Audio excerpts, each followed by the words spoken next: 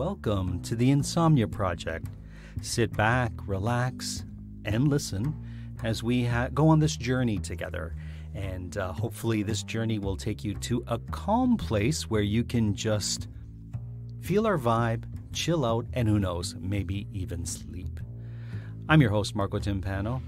I'm Amanda Barker. I'm thinking about that journey metaphor, kind of thinking it's like you're getting in a car and at some point you're going to get out of the car, kind of go on your own way off the road. Sure, or without a boat. Us. A boat? Sure, it could be a boat or an airplane. I find soothing. A tandem bicycle? A canoe. Oh, canoes are fun. Like you're on a canoe with us and we're paddling, and at some point you can just dive into the river of sleep. Yeah, thank you for joining us. This is going to be 26 minutes of calm conversation to help you fall asleep.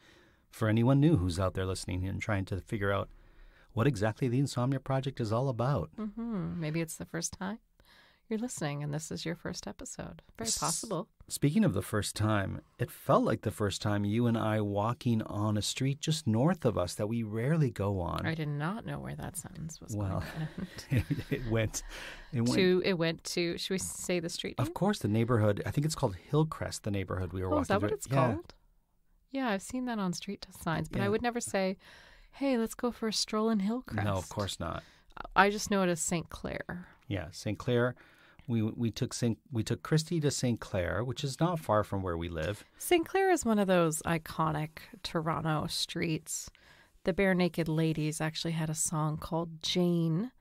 Right. In the song, they call her Jane St. Clair, as though that's her name, but they were actually trying to make a song about the intersection, or so the myth goes anyway, of Jane and St. Clair.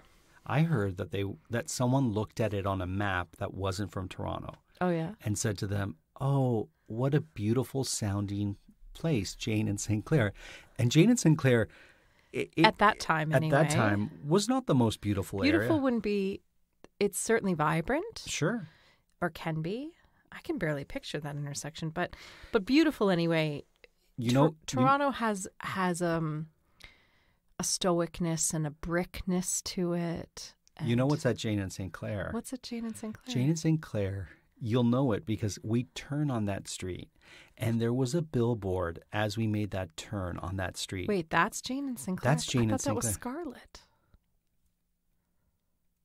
Oh, that is Scarlet and St. Clair. You're right. Is it Scarlet and St. Clair? Well, Jane never and St. know. Clair is where the old Daniel's leather factory used to be. That's Scarlet. Is that Scarlet? But Scarlet and St. Clair, Scarlet and Jane, Scarlet Jane. I mean, these are all beautiful names. Yes, it's true. So they would all be part of the beautiful name, stern brick facade movement of Toronto. Sure. It's funny. I should just finish that thought. When we would be driving south on Scarlet and turning on St. Clair, just as we were making the turn, it was one of those turns where you have to wait for the turn light to allow you to make the left turn. Mm-hmm. There was a billboard for a dentistry office. Shall we name them? I don't even know the dentistry office. I think it's called Stockyards Dental, because that area is sort of generally referred to as the stockyards. Because there used to be a stockyard in the neighborhood. So you could imagine that neighborhood. So that's what we mean by not beautiful. It's a stockyard. Right. So that's, although now it's hip and trendy. Like there's as all stockyards in cities have become. Yeah. And so on this billboard for Stockyard Dentistry, which I'm sure... Stockyard Dental. Stockyard Dental. Shout out to anyone who might be listening from Stockyard we Dental. Have, I'm sure, a large fan base in the Stockyard area and dental community, so you just don't know. So they had this... Well, this is an example of how advertisement works, because we will never forget this ad, and you remember the name. And that's true. That's a good point. They're not my dentist. No, but if you were Speaking though, dental would actually be a really interesting topic for this podcast or another. And we have a dentist that we love. Sure. And he's fascinating. But before we go there, I need to talk about No, we don't have to go down a dental wormhole. Yeah, for sure. So this billboard had all the staff at the dentistry office all huddled together for a photo. And it was quite a lovely picture of everyone who worked there and they all seemed very happy. And there was about how many people would you say were in the past? Mhm. Something's happened because now there's only 2. Right. But there used to be, I would say, like 10 women in the picture. 10 women in the picture, and they're all kind of like They're all having a great time. kind of like all posing for a picture. And as we would make the turn, It sort of had a wedding photo look. Sure, They were, having fun, but also being posed. we would say, pick your dentist. Assuming that they were dentists, but some of them were hygienists. Someone, Maybe they worked in were the office, right? Admin person, who knows? But we would just say, pick your dentist or pick your person. Yeah. And because there was 10 to choose from, Amanda and I would pick who our person we'd was. Shout it out as we turned. As we turned to see. Describing what they're wearing or something. And to see if we would sometimes guess the same person. Mm-hmm. So, like I would say, curly black hair, no sleeves. And I would say, person on the end with her hair up. It would be something like that. And Yeah. that would be our thing.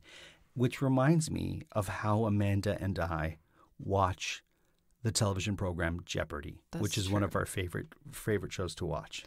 Yeah, we've gotten quite into Jeopardy, and we are such fans of Mattea Roach, who is from both Toronto and from Halifax. So she's a Maritimer like me, and A city slicker like and me. a Torontonian, also like me. So anyway, big fans of Mattea, and big fans of Jeopardy, and of Amy Schneider. Schneider as who's well, yeah. Awesome. She was in Ottawa recently. Oh, really? I follow her her Instagram, and she had a great time. And I was like, that's nice. what I would do to bump into either of them. I can't wait to watch them in All Stars. But in any event, or Champions, or whatever it's called, All Stars is probably not what it's called, but now it is. But we do have a practice with Jeopardy where when the topics come up, we either take them as our own or give them to the other person. So generally speaking, if it's literature, I will say yours, or Amanda will say, in this case, you'd say mine. Yeah, usually, yeah. We both try to get at the TV and film, pop culture ones as soon as we can because we both want those. If there's something with a letter, like things that start with A and end with Z or Z. Or Z. Amanda can't quite wrap your mind around it. My brain first. does not work or if it's like, a combination thing. What are pairs or whatever, Right. like homophones of fruit or whatever. Right. I don't know. My brain does not generally work in those ways. I don't know if I wish I knew more about brain study and pathways. Right. So I could know what type of brain I have that doesn't work. For example, Sure. if I need to alphabetize something, I cannot ever jump into the middle of the alphabet. I need to start at the beginning, I see. sing the song, and wait till I get to the desired letter versus knowing that K comes after M or whatever. Like Sure. I couldn't actually tell you right now. It should be noted, though, you do get answers to those questions in those Sometimes. categories that aren't your Sometimes. favorites. Occasionally, but they're not my thing, if you will. But it's good for my brain, I'm sure, to try. Generally speaking, if it's languages, it'll be my category. Science we don't want, so we try to give to each other. Classics. No, science, math, I don't. I usually try to give to you. Well, there's not usually too much math. Classics is yours. Yeah, but I'm not particularly good at it, but I try. I learn a lot, though, with Jeopardy. We love Jeopardy. And one of my favorite parts is when they chat with the contestants because they're trying so hard to muster up an interesting story. And oftentimes Sometimes they are, and oftentimes they're not. And you're wondering where that story's going to go, and it really just doesn't go anywhere. It does a want. And I love it when they do that, when their stories are so mundane or so... Ken Jennings usually has a joy in them. Maya Bialik has a joy in them, but sometimes I think she doesn't mean to, but sometimes it sounds like she's like, I think she's earnest. I think she's snarky. I think she has a bit of snark Well, in her. it comes across as snarky. I'm giving her the benefit of the doubt and saying she's not snarky. It just comes across that way. Listen, I respect snark. When you have a good snark, I'm all with it. But listen, I think there's room for the Maya Bialik's on that show and the Ken Jennings on the show because let's not forget that Alex Trebek was kind of both in a way. Yeah, He was could a be bit- snarky He could definitely be sometimes, snarky. yeah. Sometimes his mustache would snark. It would just have to be a bit more aggressive. I'm than trying to be calm, and you keep making Sorry, jokes. it's I'm not a joke. trying to. Sometimes his mustache would snark. Yeah, What does that mean? it would be like bushier than normal, or would hang over his lip. Out? It would snark itself out. I'm trying so hard Alex to be Trebek. calm and not Funny. funny. Gets upset when I read some reviews that say we're too funny. No, I don't get upset. I take the note. I'm trying to take the note. I take the feedback. Fair enough. People listen to this for lots of reasons. True. And we want to stay in the world of calming. Yes. And some shows are more lively and some shows are more sleep-inducing. So I'd like to make sure we have a nice balance. It should also be noted that you and I don't try to be funny. No. We're comedians at heart, so sometimes it just comes out naturally, I guess. But back to Alex Trebek, who is from Canada, from Sudbury. Oh, I didn't know he was from Sudbury. Yeah, he was from Sudbury. Oh. Yeah. And so that's what we do at the halftime, or none of these are the terms we're using. Today's show, we just use all the wrong terms. That's the way we do it. All stars, halftime. We've gotten very sporty. By the way, sports category is the one we tried to give each other as fast as possible because neither of us excel in sports. No, what's funny, so just a side note here, is so Toronto, big city, has sports teams. And so oftentimes Toronto is the team that other cities in the nation have a rivalry towards, as would happen with New York and LA and other big cities, Chicago, certainly Boston would have that sort of, animosity from other cities. But it always makes me laugh when people try to egg me on with regards to Toronto. And people do try to do. I've seen it happen. Most recently in Calgary. In Calgary. Because they were like, the people were trying to say, well, the Calgary Flames, which is a hockey team, is doing much better than your team. The Maple Leafs. And Toronto. we're like, you can have them. And we're like, great. And, good. And I received a text today. What else is new? Someone texted us saying, we're playing your team right now. And kind of trying to rub it in my face. And I just wrote, cool. Awesome. Who was that? Let's just not get into it. Was it soccer? It was soccer. Okay, I think I know who it was. Yeah, I don't want to berate. Or footy. Yeah, I don't want to berate anyone because there's a joy in that, and I celebrate the joy with them. I really do. I'm happy if their team does well. It's hard because you're not. That's just not the reaction people want. You're trying to give them the reaction they want, like, oh yeah. Oh, I wish my team would win, but it's all disingenuous because we really, truly don't care. But that said, we care when they win. Well, listen, because this town is a fair weather town for everything but hockey. That's not true. We have friends who are very, very staunch basketball fans. But the city in general, sure, has a reputation. And as someone who did work in the sports industry for a long time, by way of mascotting, It is a fair weather. When the teams are doing well, everybody's on board, and when they're not, they're not. Except for hockey, no matter how poorly our hockey team plays, it's been so poor for so long, for decades upon decades. But no matter how poorly they play, they will always pack those seats. It's true. You can charge whatever you want for them. People will go and people will watch and people will cheer them on. Not so true for basketball. And definitely not for baseball. But when the baseball or basketball teams are playing well, and I will say that's changed with basketball. I do think because the Raptors did win the championships a few years ago, and in the past 10 years, there are more people that are diehard Raptors fans. I think a lot needs to be said for Drake, who has done a lot for the team. Absolutely. All of a sudden, our podcast has become a sports podcast. Well, that's what we're here to do. Sports talk.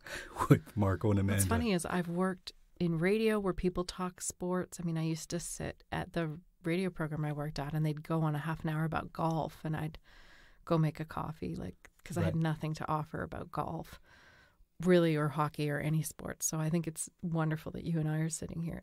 The people that honestly know the least about sporting things. I will say this. I am the first to jump on a bandwagon when the teams are doing well. Till then, don't bother talking to me or calling me. Should I talk about my sports, having worked in the sports space? Have I ever talked about that? Of course, but I just want to get to the end of Jeopardy. Okay. We never even went anywhere on St. Clair. I think we had started. We'll get back to St. Clair. Or we won't. The canoe goes where it goes, where the wind blows. Well, the wind doesn't blow a canoe. It can.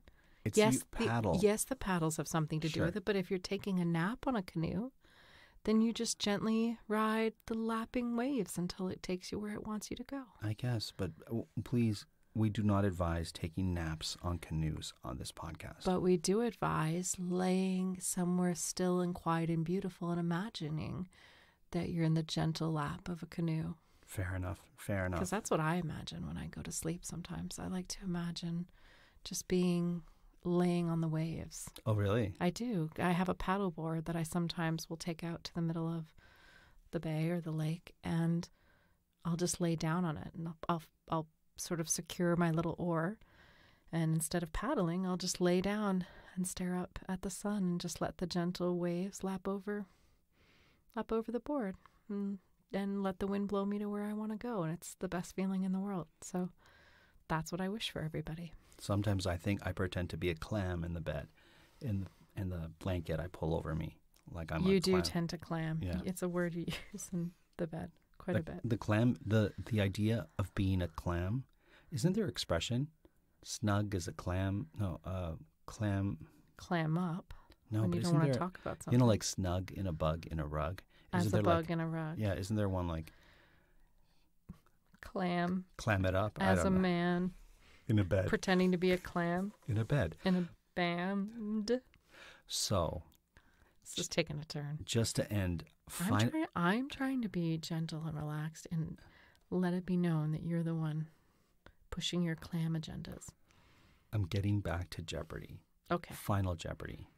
So when Final Jeopardy comes up, it usually comes up before the commercial. It'll be like historic facts. Mm-hmm. We actually got this from Mattea Roach, who said it in one of her... Oh, was it Mattea Roach? Mattea would say... I thought somebody else said that. I didn't realize it was Mattea Roach. Mattea... I thought it was a guy.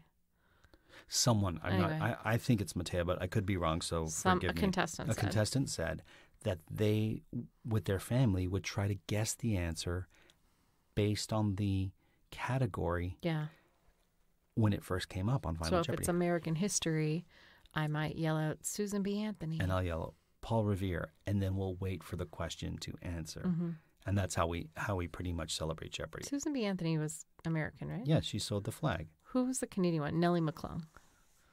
Susan B. Anthony sewed the flag? No, she was for women's rights. She was a suffrage. Betsy Ross. Yes, who's not Susan B. Anthony. They're similar. How? Bonnets? Got it. Okay. So...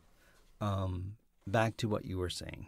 Which? You were a mascot. You wanted to talk about sports. Have we talked sports. about... Well, just because we were talking about sports, but then you took us out of it and into Jeopardy. We can float back into it. Floating back into sports? You were a mascot. Have I talked about that on this podcast before is what I'm trying to remember. Probably. I cannot remember Me everything neither. we talk about. I feel like I'm always talking about towels and koi fish on this podcast, so feel free to go back and talk about. Speaking of towels, I think we need some new ones. What do you value in a towel? Softness, absorbency, and this is new to what I want in a towel. I don't want one that takes up a lot of space. Okay. So we might want to go the Turkish towel route. I don't know. They might not be absorbent enough. Well, I feel like there's been a lot of developments in Turkish towel manufacturing. You know, we should explain Turkish towels for those who don't know them. Made more popular with the hammam spas as of late. I know we've talked about hammam spas on this. If you haven't been to a hammam spa, check one out. We went to one in Istanbul, two in Istanbul. But anyway, the Turkish towel are they almost look like a little blanket with fringe tassels at the end, but they are actually a towel and meant to absorb. But they are thinner. They're very thin, yeah. They have a great look to them. But I do like a terry cloth towel, and we have the ones we've gotten most recently we got as a beautiful gift from our sister-in-law. I feel like we keep talking about our sister-in-law in this podcast. Our sister-in-law, you know what, she's just in the zeitgeist of this podcast. She's pretty awesome, and she got us these beautiful, oh my gosh, I think they have a name to them. They're more than bath sheets. They call it bath sheets, bath towels. No, bath sheets. A normal towel is a towel, but these are they really cover you. They're bigger. They're they can cover your body at least once and probably twice around. Yeah, they're awesome. When you need to be dry, yes, they're not going to fail you. No, they're not going to fail you, and they're just cuddly and warm. So, yeah, I like an absorbent towel. I would love if all towels were like that, but we don't have the space for that big a towel to have like a million of them. So Towels after a while to get a little they bit. get ratty, yeah. Right. I wasn't going to say ratty. Oh, what were you going to say? Scratchy a bit. Oh, yeah. Well, they get that too. If they've been in the dryer too many times, sometimes they can start to get a little threadbare. It's probably time for us to curate our towels and maybe. You know what towels I never... Hand towels and face towels do nothing for me. No, it's true. We don't use them a whole lot here. Who uses them? Guests. Really? And we haven't had a lot, so that's why. Not face towels, I don't know, but I think people need face towels to wash their face, wash their makeup off, that kind of thing. But that said, I don't use them a whole lot. Neither do I. I have a new these pink face washing towels that I use, and I just use like an oily product to get makeup off at night now. So Isn't that specifically to get makeup off your face? it's to get makeup off, but it's also micellar water, it's called. And it really just looks like water with some baby oil in it. And I sometimes wonder if that's all it is. But one time I was thirsty and I said, I want to drink some micellar water, and you laughed. you know what? Don't even joke, because I bought 2 because they were on sale at Costco. I bought 2, and there's one on your dresser. And twice I've reached for it thinking it was a bottle of water, because it looks like a bottle of water, like at night. Why is your micellar water on my... I have to put it in storage. I see. On our beloved Costco shelf.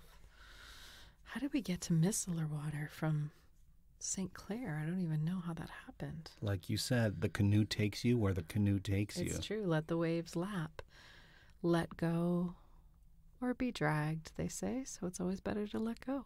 We've mentioned this on the podcast before, I think recently too, that you're never an arm's length away from lip balm.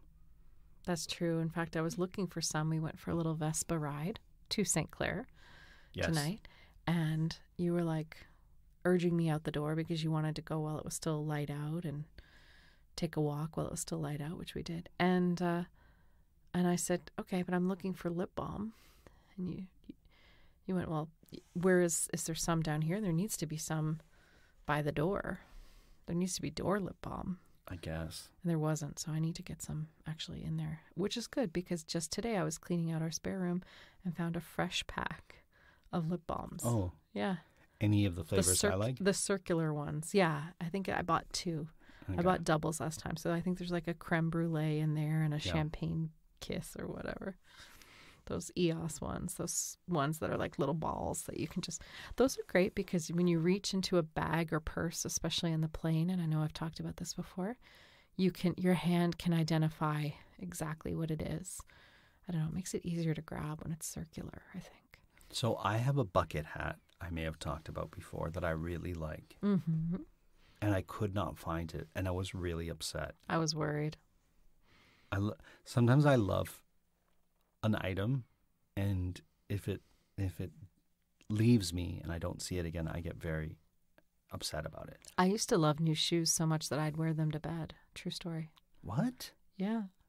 For real? When I have a new pair of shoes and I love them so much, if they're really comfortable too, like when I used to get new Birkenstocks, I'd wear them and I'd just be like, I'm going to wear them in bed. I love them so much. This makes no sense. Like, what about high heels? You would wear high heels to bed? Probably not, but those aren't going to be the ones that I like love so much that I wear them to bed. But maybe, but probably not. I know it's weird. But is it comfortable? I mean, eventually they don't stay on all night. Like I'll kind of lay down on the bed with them and then kick them off. But, I see. Okay. But I'm like, I might wear them to bed. I love them so much. I see. Okay.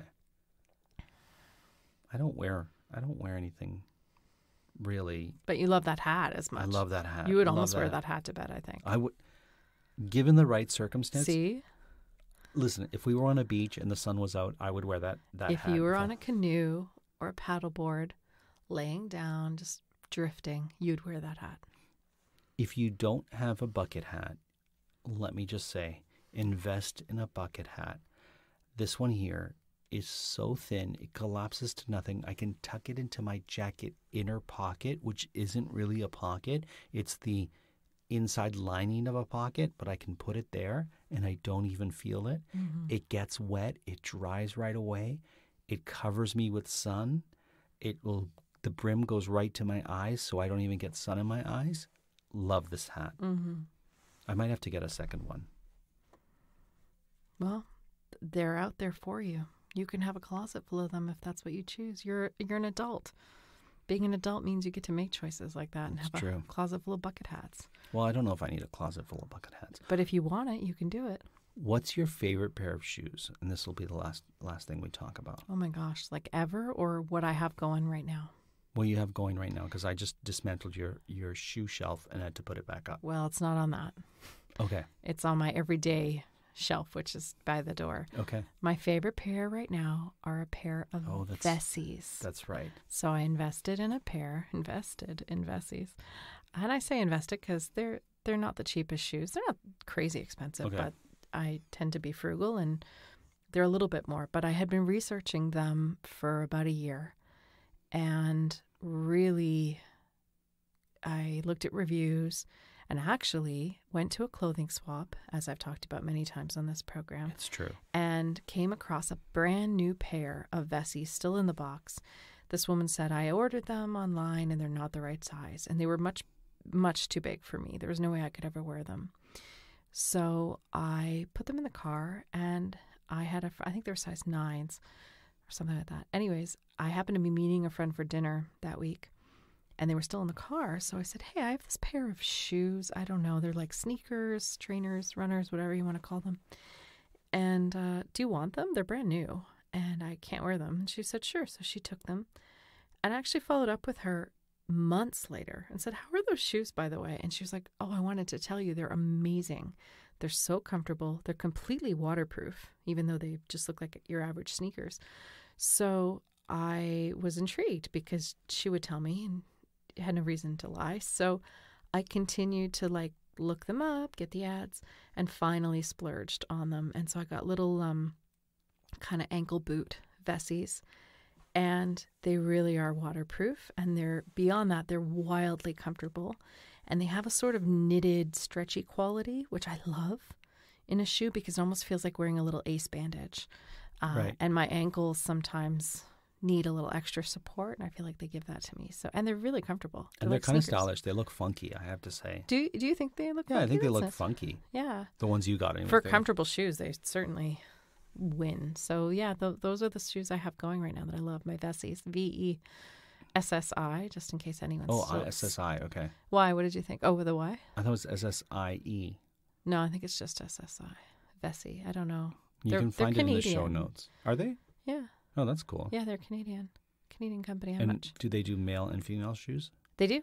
Great. Yeah, but I don't think I think anyone can buy it. They do the sizing, male and female. I see. But I don't think there's specific types for specific genders. I think they're meant to be gender neutral, yeah. That's cool. That's my understanding anyway. Are you going to invest in another pair of Vessis? You know what, I might. Okay. I've been thinking about it, getting more like a pair of sneaker trainer kind of types. Like maybe, would you get a pair? I don't know if I can. Right, that's right. Yeah, I'm wearing a brace right now in case anybody is wondering why I can't wear. But they have laces, and with your brace, you said you needed laces, and they have laces. So oh, cool. Some of them do, anyway. Just not the ones I have. But. Fair enough. I will say this: if you're going to spend money, spend it on good shoes. That's right. And there you go. And we'll leave you with that. Spend your life in them. Yeah. Yeah.